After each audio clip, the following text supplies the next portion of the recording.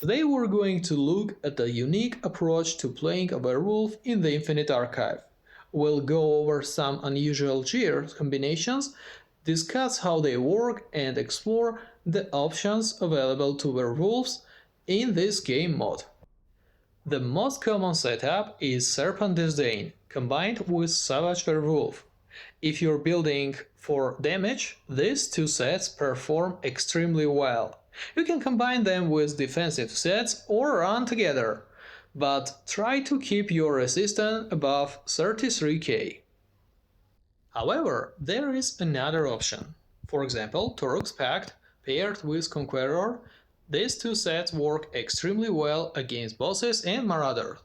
Just keep one thing in your mind. Werewolves often use light attack, so make sure your weapon enchantment is consistently being applied to your primary target. But what happens after you've defeated the bosses and marauder and now have several waves of trash mobs? This is a great opportunity to completely switch your gear, and that's exactly what we're going to talk about. Let's think about what our one-bar friend is missing. It's durable, has a taunt, and applies major cover dice to enemies. On paper, it seems to have everything, but there's one major weakness. It has no way to pull enemies together.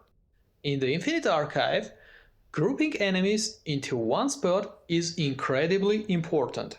It allows you to place your vision lava underneath them and clear entire pack much faster.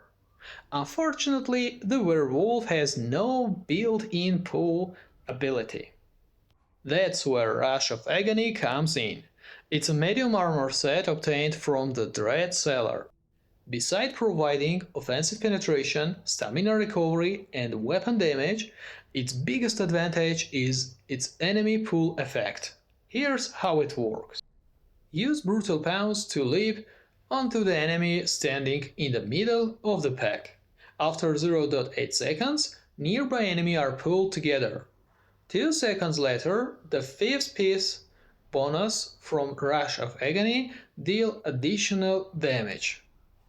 This works best when combined with Defensive Roar, once the vision lava is already underneath the enemies. However, there's one important detail. If you cast Defensive Roar before the pull happens, the set won't activate it. So the correct sequence is leap onto the enemy in the center, wait for the pull, use Defensive Roar to stun the group. The vision lava appears. Continue attacking the entire group with your claws. For that reason, I recommended Rush of Agony as your primary set for clearing enemy waves. The first option is Calurion's Legacy.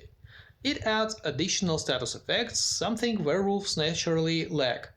It works especially well alongside visions that extend status effect duration.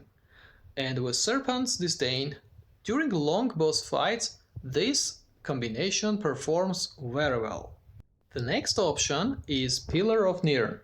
It simply adds even more damage to the enemies you've already grouped together.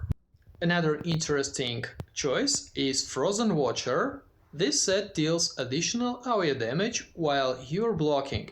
It performs best when paired with the Warden Winter's Embrace skill line. 2 more sets, Perfect Caspians and Tarnished Nightmare. Both are excellent choice for the Infinite Archive. Personally, my favorite combination is Rush of Agony with Tarnished Nightmare. The pull groups enemies together allows Tarnished Nightmare to get maximum value against the entire pack. Final thoughts. If you want to get the most out of Werewolf in the Infinite Archive, keep these 3 principles in mind. First, werewolves have very few native status effects, so use gear set to add more. Second, werewolves have no built-in pull ability, so solve that weakness with the right gear. Third, Well, those cannot apply minor cover dice.